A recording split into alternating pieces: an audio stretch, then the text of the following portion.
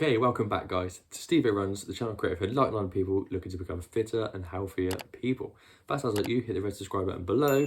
Let's go on our running journeys together. So it's been 2 weeks to the day since my nasty ankle break. I want to discuss with you what I've actually done to it and explain in more detail what I've actually done.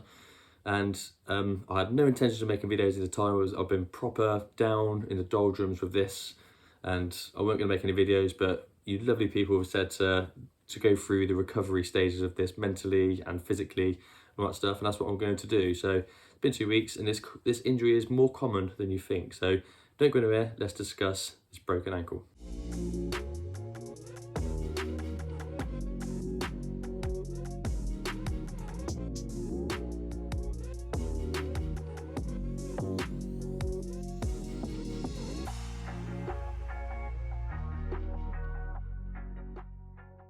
Okay, so thank you for joining me once again, guys.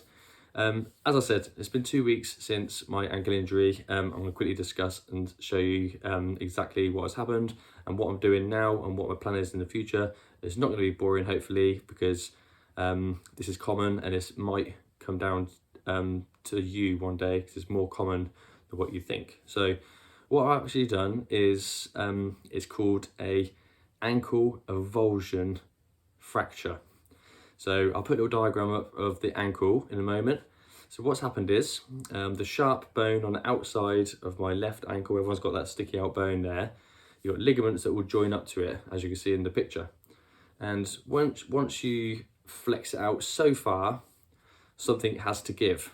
And either you rupture the ligament that's attached to it, either that goes, or it pulls the bit of bone off the bottom of your ankle.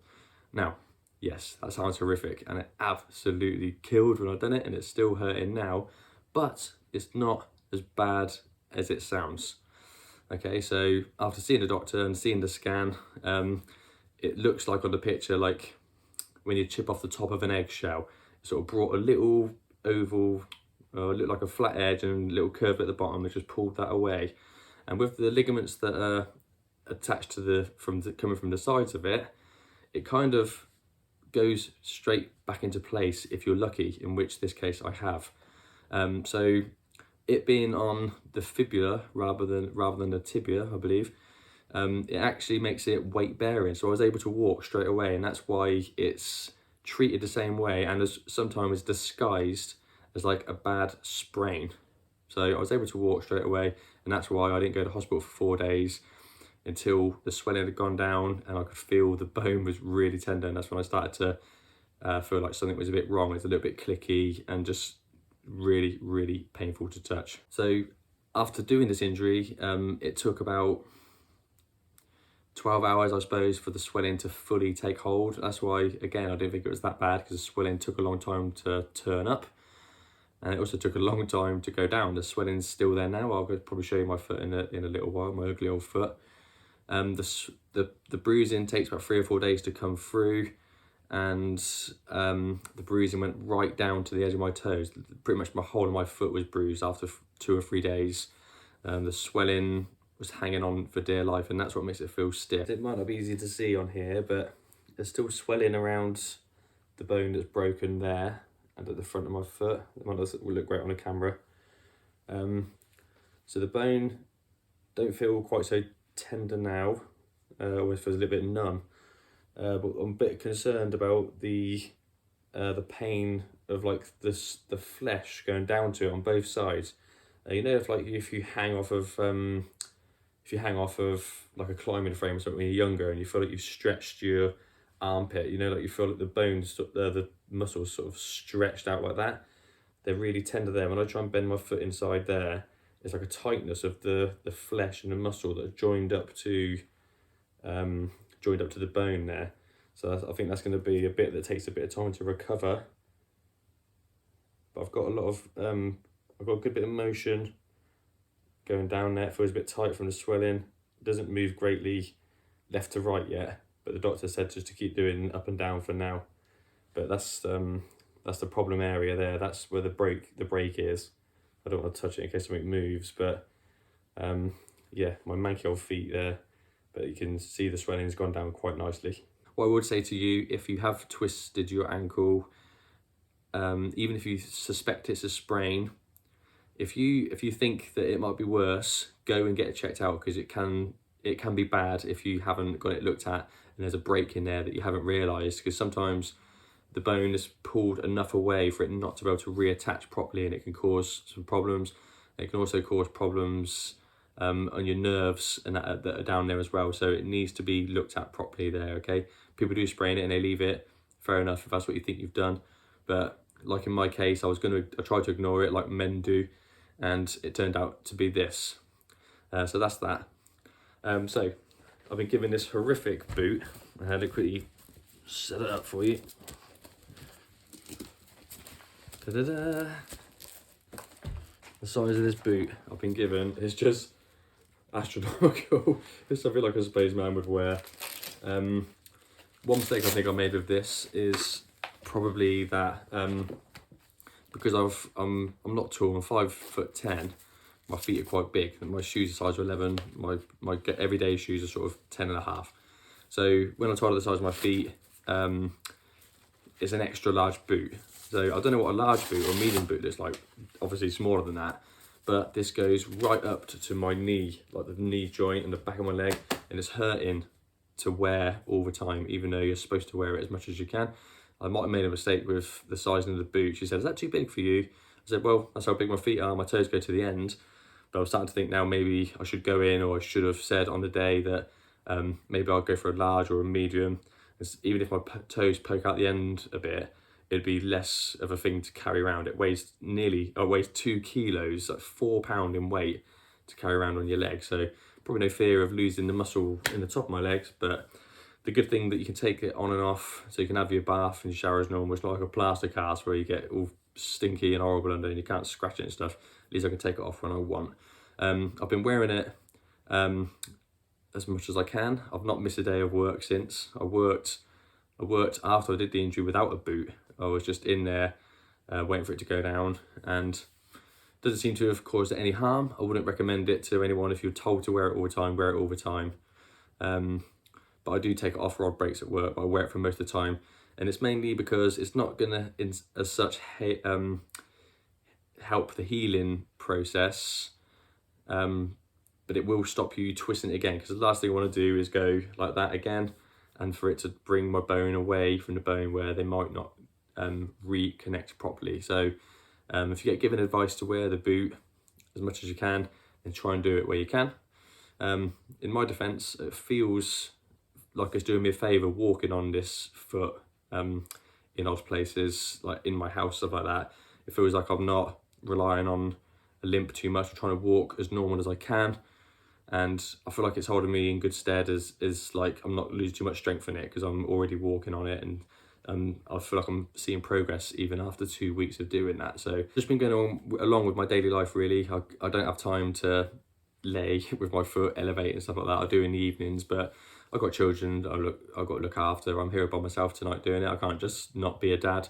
I can't just not go to work. Times are hard as it is, without having to skip off with a broken ankle just from doing silly running. So that's what I've been doing. I've been getting on where I can. I'm still getting my 11,000 steps in a day. So maybe not resting it enough, but like I said, I feel like it's sort of doing it a favour, and it's trying to get it back on track. But we'll soon see on the next doctor's appointment. Okay, with regards to my running, I'm still going to be out for a long time. Like I said, it's not massively serious, but the last thing you want to do is put yourself back by starting off too early, and they say it can swell up for months and months. So last thing I want to do is go for a little trot when I'm allowed, and for it to just swell up each time, and I'm out for another 5 or 6 days waiting for that to go down, because it is a slow process of blowing up and going back down, from what I've just learned from this. So I will be sort of taking it easy, getting back into it. I just bought a bike for £1. Yes, £1 off of Facebook Marketplace. I'll show you the picture now. It's like immaculate. Oh. And I'll be getting on that as soon as I can. As soon as, if I go back in the next 2 weeks' time on my next appointment, which I hopefully do a scan again, if they say you can do some cross training, I'm gonna be straight on it. I'll be straight on that bike, getting the fitness back on. Hopefully come back in a real good fit state. I'll go swimming, strengthen it up. I've been doing as much exercises as I can. I'm doing a strength training still on my good leg, and the ones I can with my bad leg, so I can do laying on the floor, lifting up like that, and doing all the weight work I can that doesn't mean me putting pressure on my ankle. So I'm not working the muscles that I need to work, but doing enough to not waste too much muscle in that time. My events this year are written off. I'm really gutted about the Brighton Marathon. I was so looking forward to going for that and trying to get my 3.5 hour plan, but that's dead. There's no chance of doing that. It took me ages to cancel my Race to the King Ultra. I don't know why. I was just like, oh, imagine if I just made a miraculous recovery and I was feeling fit from the bike, and I just went and did it. And then as it's gone on, I just thought, is it really worth it? Is the first race I want to do after a break is did a 100k ultra, and I've never done one before. Last thing I want to do is for it to crack when I'm out there or swell up in a way that I did not finish and probably put myself out for 6 more months or even worse. So I handed that over to someone on a Facebook group through the week. We also given my hotel room that I couldn't cancel because I went for the cheap option of not being able to cancel. So I did a good deed today, giving something back to the running community, and let this nice lady who bought my ticket with her husband, I'll let them have my room so they can have a nice, easy night before, as you will, before their race. So made me feel good about doing that, and that race is now cancelled. Okay, mentality-wise, I was really down about it for, I don't know, probably about a week after. And it just come to dawn on me that what is the point in beating yourself up about something that's already done? Yeah, the damage is done. All I need to do now is try and think positive about it and think about the future races. I'm only just 39, coming up 40. I've got loads of time to be able to get these runs in. I'm still going to hopefully be fit enough next year to do these ultras and all these plans I've got going forward. So I'm just going to look forward to them now and just let this be part of the journey and learn my lesson from it, I guess. I don't think it was a case of my legs being weak is why I twisted it. I hit something like a rock and my ankle just went outwards. It's just one of those accidents. So I've done more strength training before that than I ever have after meeting my new physios, and that's not the reason it happened, I believe, but it's given me even more reason to want to strengthen it up so I can avoid these kind of injuries in the future. I want to try and make my ankles and my knees now bulletproof. The only thing I am worried about in the future is thinking about that moment that I did it. When I'm out on the trail runs, on those ultras, once you've done that and you've heard the noise it makes, which, trust me, was horrific. There's a crack and a pop. It sounded like you stood on a stick that snapped and there wasn't a stick there. But that's the sound of the bone just coming away from each other. But that sort of thing sticks in your mind. And I know I'm going to struggle with that in the future because I've done my cruciate knee ligament before in my old right knee. It's got screws in it. I've done that playing football. And once you've done that, it is in the back of your mind all the time when I used to play after that. And it's one of the reasons I retired early, because it was so... you can't commit to playing the way you did before because that injury is horrific, and you just remember that moment and you're sort of half-hearted going to tackles. And I feel like I'm going to feel the same with this ankle, just worrying about me underfoot now whilst I'm running them, because if I'd have done that on one of my runs where I'm going 3 or 4 miles out on a trail, 3 or 4 miles away from people, I'd have been in a spot of bother. Although I could walk, the thought of having to walk 3 or 4 miles to try and find help worries me, quite frankly. But I need to find a way to try and block that out and try and run like fear-free, if that makes sense. But I think that's going to be harder than I realise it's going to be. But anyway, we'll cross that bridge when we come to that. Okay, so plans going forward. I need to select a good race to make it a sort of like not a comeback race, but one that I'm going to be comfortable doing. I've got my eye on the Oxford Half Marathon, which is just 10 miles down the road from me. I've done it a few times before. It's a nice easy one. You jump on the bus at the start line, you get on the bus to come home. It's so easy for me to go and do as a race.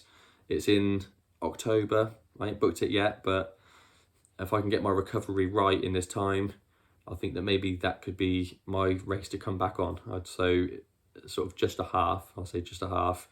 if I can get around that comfortably, then I know that I'm through sort of the worst of it.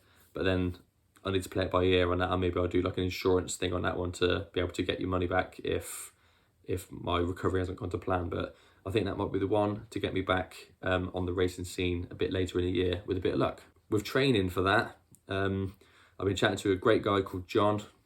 And also, before I even mention that, I just want to say thank you to everyone who's come forward, giving me supportive advice and just saying sort of hard luck and all that. It's such a great running community, like you guys, who not just even the ones that just follow the channel, but the ones on my Strava and all that stuff.